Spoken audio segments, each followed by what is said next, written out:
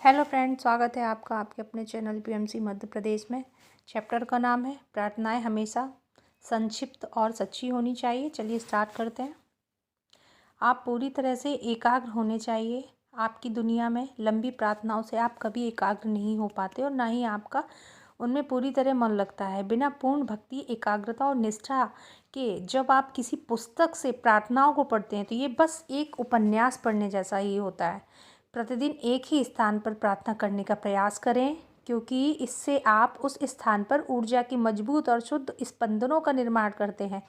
बेशक प्रार्थना आप कहीं भी कर सकते हैं, लेकिन यदि आप इसके लिए एक स्थान चुन लें तो अच्छे स्पंदन परावर्तित होकर आप तक पहुंचेंगे और इससे आपको बहुत मदद मिलेगी।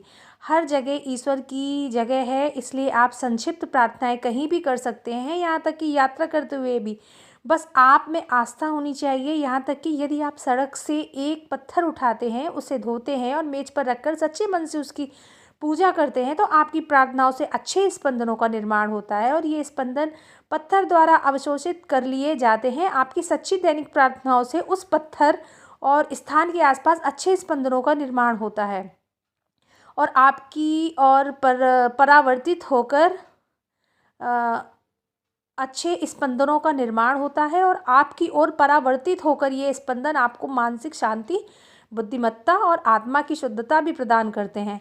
बस ईश्वर में पूर्ण आस्था रखिए और संपूर्ण रूप से एक सच्चा और नेक जीवन व्यतीत करें और आपकी प्रार्थनाएं चमत्कार कर देंगी। दोस्तों, दूसरा चैप्टर ले लेते हैं। उसका नाम है अहंकार मनुष्य को आध्यात्मिक अवनति की ओर ले जाता है। हमेशा विनम्र रहिए। कभी ये मत सोचिए कि आपकी मदद के बिना कोई असहाय हो जाएगा। हर ज़रूरतमंद की मदद के लिए ईश्वर होते हैं, आप तो बस एक मनुष्य हैं। यदि आप प्रसिद्ध हो जाते हैं और अपने अंदर अहंकार का प्रवेश होने देते हैं तो एक दिन यही अहंकार आपके पतन का कारण बनेगा। इसलिए कभी अहंकारी मत बनिए। यदि आपके मन में अहंकार आ जाता है तो आप सरल तरीके से सोच नहीं सकते। आप बहुत सी गलतियां करते हैं और आध्यात्मिक रूप से नीचे गिर जाते हैं। यदि आपका सर हवा में है तो इससे बस हवा ही भरी रहेगी और कुछ नहीं। आप में कोई समझदारी नहीं होगी। यकीन मानिए, कोई आपके बिना असहाय नहीं होता। असहाय तो सर्वशक्तिमान ईश्वर के बिना आप हो जाएंगे।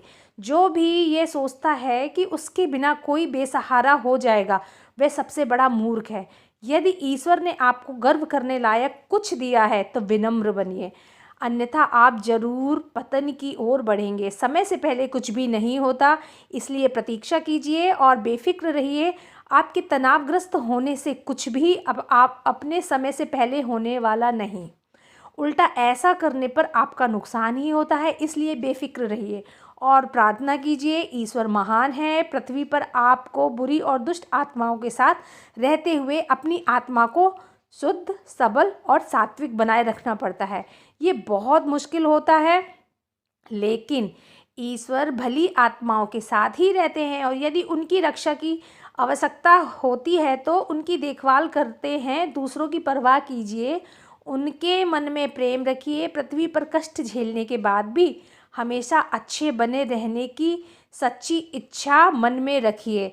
दोस्तों, ये था आज का चैप्टर और हमेशा की तरह ध्यान करते रहिए। Thank you so much.